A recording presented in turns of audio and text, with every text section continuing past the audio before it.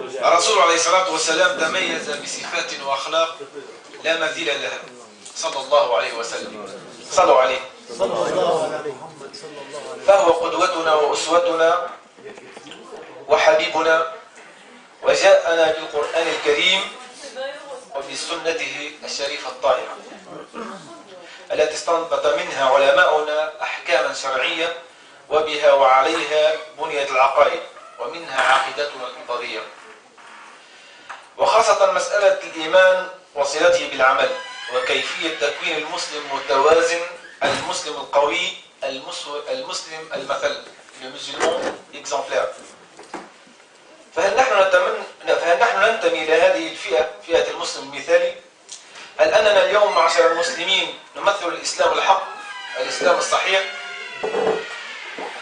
فشيخنا الفاضل الدكتور أحمد زناد سيجيبنا وينورنا ويوضح لنا كيف يكون الشاب المسلم الممثل للإسلام والمواطن المثالي. فليتفضل. بسم الله الرحمن الرحيم، والصلاة والسلام على أشرف المرسلين. الحمد لله حمدا كثيرا، الحمد لله كما ينبغي لكرام وجهه وعز جلاله سبحانه وتعالى، وأشهد أن لا إله إلا الله وحده لا شريك له، له الملك وله الحمد وهو على كل شيء قدير، وأشهد أن محمدا عبده ورسوله صلى الله عليه وسلم تسليما. كان للأمة قدوة وأنار للإنسانية منهجا للحياة. كما ذكر الأخ فقال أن العنوان المسلم مواطن مثالي. لا محالة في البداية عندما قرأت هذا العنوان تساءلت quand j'ai lu ce titre, je me suis posé la question, quels sont les buts, qu'est-ce qu'on cherche exactement par cette question, qu'est-ce qu'ils veulent exactement, surtout dans un moment où on reproche aux musulmans beaucoup de choses sur la citoyenneté, sur la loyauté de la citoyen musulman, sur l'intégration et la communauté, sur beaucoup de questions en réalité. Mais puisque la question est le terme de cette journée, c'est spirituel, je pense que ceux qui ont proposé ce titre, ils voulaient dire dans le sens de da'wah. Le musulman est un citoyen exemplaire, c'est-à-dire un musulman qui, du fait de son comportement, fait da'wah par son comportement. Un appel aux musulmans d'être strict dans son comportement. Dans ce sens, je vais aller. لا محالة في هذا الصباح تحدثنا كثيرا عن كثير من المواضيع أعتقد أنها مقدمة لهذا الموضوع، وقد يكون إرادة الله سبحانه وتعالى أن قدمت هذه المواضيع حتى تكون هذه المحاضرة تتويجا لما قيل في المحاضرتين الأوليتين، محاضرة الشيخ عاشور جزاه الله خيرا ومحاضرة الأخوين منجي والأخ الشاب عصام. لماذا؟ لأننا عندما نريد أن نتحدث عن هذا الموضوع كان لابد أن نذكر بأشياء أساسية، وذكرنا الشيخ عاشور بقضية أساسية وهي العقيدة أو الإيمان. ولهذا نقف على هذه المواضيع كثيرا، ولقد أذكر بالمحاضرة اللي قالها الشيخ عاشور علاقة الإيمان بالعمل، وهي من خصائص مذهب أهل الاستقامة، أهل الحق والاستقامة، وكذلك في الفكر الإسلامي المعتزلة الذين انتفعوا. ولم يبقى في الفكر الإسلامي من يربط ارتباط كلي الإيمان التي حالة في القلب بالسلوك واعتبارها جزء مركزي في العقيدة مش ثانوي إلى أهل الحق والاستقامة. Comme il a dit tout à l'heure le Cheikh Achour, il a dit que la foi se complète avec la pratique. La pratique, faire la prière ou bien faire le bon geste ou bien samaritain, entre guillemets, c'est-à-dire, c'est un témoignage de votre foi. La foi se détruise quand on ne fait pas ces gestes essentiels, ou quand on fait des péchés, surtout les péchés, les grands péchés, les 7 grands péchés. Al-Kabair. Ça, c'est important. Dans le concept ibadite et dans le concept islamique. Ce concept-là, en réalité, a été à un certain moment oublié avec le temps. On le justifiait. Et d'après ce que nous a expliqué Cheikh Achour tout à l'heure, il y avait des concepts dans la foi musulmane qui favorisent cette dissociation entre la foi et la pratique. بين لنا الشيخ بأن هناك مفاصلة، هناك مذاهب قامت بعملية فصل بين العقيدة كشيء يرسخ في القلب وبين العمل. وتأسست ثقافة تسير ألا نعمل. Il suffit de croire. C'est le chrétien là, il suffit de croire. إذا أنت آمنت بالمسيح فأنت في الجنة فقط.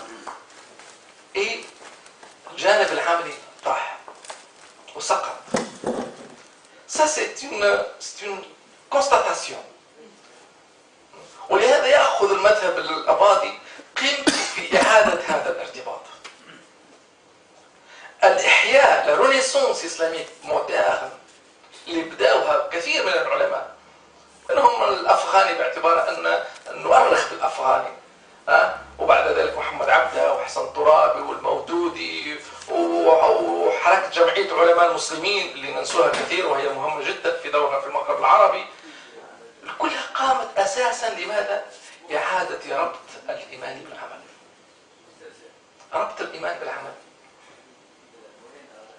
لا يكفي فقط أن تقول أشهد أن لا إله إلا الله وأشهد أن محمد رسول الله. والشيخ عاشور قال لنا c'est un chèque sans provision. علاش provision؟ هو العمل. C'est le geste, c'est le travail. Ça c'est important. Tu peux mesurer ta foi, ton attachement à ta religion, selon ce que tu fais dans la vie. Et ça, c'est la première partie de rappel.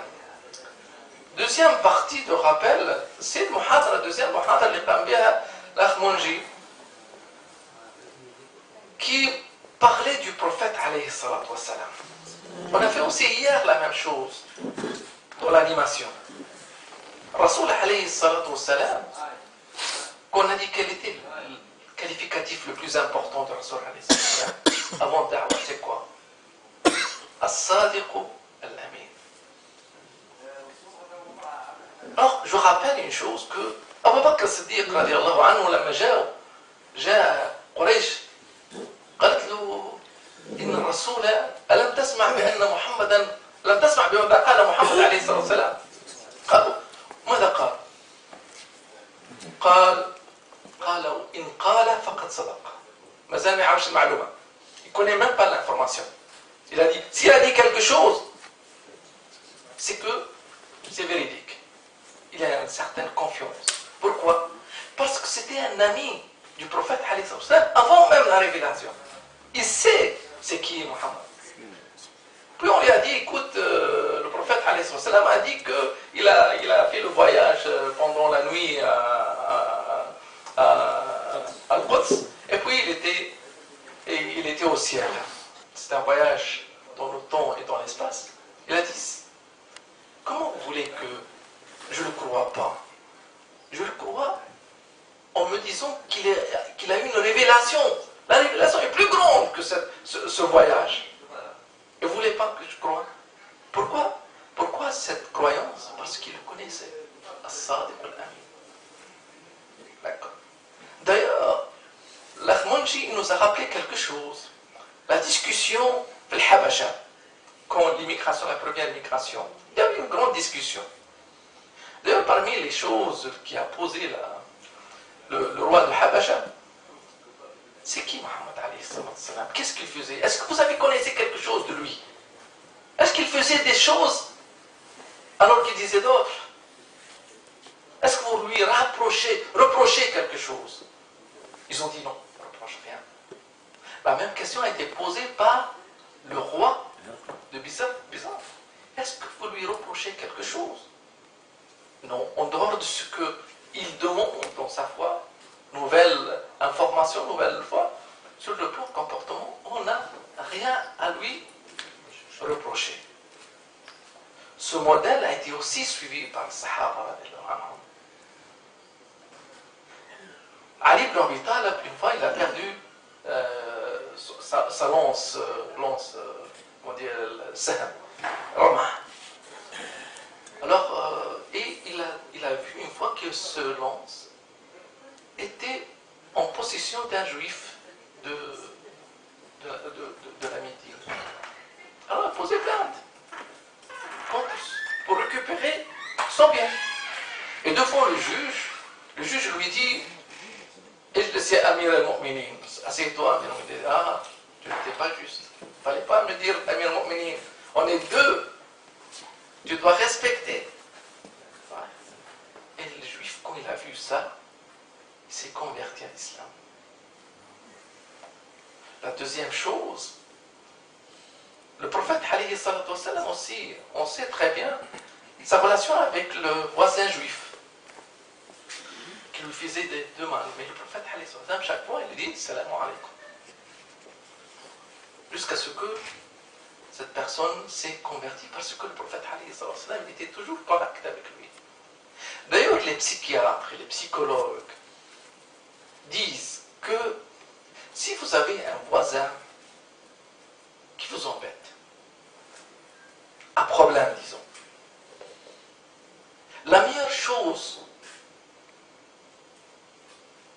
pour le contenir, c'est quoi? C'est de lui dire chaque fois que tu le croises, bonjour monsieur ou bien bonjour madame, pas plus. Il ne faut jamais entrer dans le conflit avec lui, parce que c'est son intérêt. Mais seulement dire bonjour monsieur, bonjour madame, rien d'autre. Et ça va changer. Le comportement, les prophètes, les Sahaba, ils ont vu ça, ce comportement. Quand les musulmans ils sont venus au Nord-Afrique, au début, les Berbères, comment dirais-je, les gens, les autochtones, ils se sont révoltés 2 ou 3 fois. Et en réalité, beaucoup d'historiens disaient parce que les premiers musulmans, ils n'ont pas su bien se comporter avec cette population. Maqtal Uqba ibn Nafi', c'était une révolte d'un chef de tribu qui se sont fait maltraiter. Reprenez un peu l'histoire. Et à un certain moment, le calife Omayyade, il a envoyé un bataillon de fuqaha, un bataillon des gens qui ont du savoir dans la religion. Et ils ont commencé à s'intégrer dans la société. En s'intégrant dans la société, en se mariant avec les berbères, ils ont pu répandre l'islam. J'ouvre parenthèse que je le récupère après, à la fin. C'est que ils ont essayé aussi d'informer les berbères de la religion. Mais comme disaient des historiens, ils sont restés 70 ans sans que ces fuqaha interdit aux berbères de boire le vin.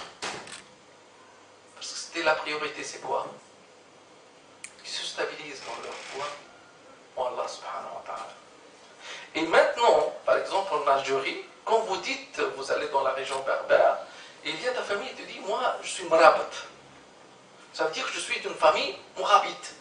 Mourabite, c'est pas l'État, non. C'est-à-dire, al-mourabitoun, c'est celui, un arabe en réalité, qui est venu, qui s'est installé, qui s'est marié, qui s'est berbérisé, mais qui gardait dans leur famille un savoir, al-fiqh, ou autre chose. Ils se considéraient quoi? Mourabitoun, ce sont des gens qui sont restés c'était pour Da'wah. Alors, ceci dit que je pense qu'on ne trouve pas une divergence entre nous pour dire que la pratique, le comportement des musulmans est le meilleur moyen de faire le Da'wah. Moi, j'ai dit à mes frères l'autre jour, quand j'ai vu un rapport qui a été fait par un militaire français au début du siècle, du XXe siècle, 1920, même avant la Première Guerre mondiale, hein, juste après la colonisation, c'est-à-dire dans les premières années de la colonisation française en Tunisie. Et il décrivait la situation en Tunisie et les régions, puis il vient à Djerba. Alors ce qui m'a étonné, ce qui m'a attiré mon attention, il a écrit « Le Djerbien est une honnête personne ». C'est comme ça. Honnête personne. C'est un Français qui en réalité cherche des soldats, il cherche des mercenaires. Décrit le Djerbien comme honnête. C'est-à-dire chaque population, elle aura des caractéristiques. Maintenant, je dis chez vous, l'Allemand, qu'est-ce qu'il vous donne? L'Allemagne, qu'est-ce qu'il vous donne? C'est un travailleur. Hein? Il y a un carré pour les Suisses, c'est un carré un peu. Si je dis un Suisse, dans notre mémoire, mais aussi l'exactitude aussi. Un Suisse, comme il montre, il est à l'heure. Si je dis français, non, mais chaque population. Mais si je dis un arabe, si je dis un arabe, c'est quoi? C'est ça l'important. C'est l'image qu'on se donne. Qu'elle peut être juste, comme elle peut être fausse. Mais c'est un rien. Quand je dis musulman, c'est différent. Parce que quand on voit un musulman asiatique, tu vois que les Européens tous, ils respectent. C'est un asiatique, hein? Attention, c'est l'efficacité. Mais si on voit un musulman du Nord-Afrique, selon les régions, hein, il y a toujours un doute, une nuance. Et ça, c'est un réel problème. C'est le comportement. Une fois, j'étais avec le maître Nouri. Le maître Nouri, c'était un avocat en Tunisie.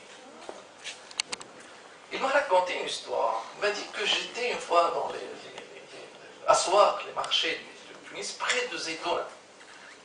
Et il y avait un type dans l'île européenne, français, cherchait, en parlant français, il cherchait quoi? La mosquée de Zeytouna. Ah, il a dit, écoute, la mosquée ici, mais maintenant c'est le temps de la prière, je ne pense pas que vous pourrez entrer. Il a dit, non, mais moi je suis musulman. Ah ouais?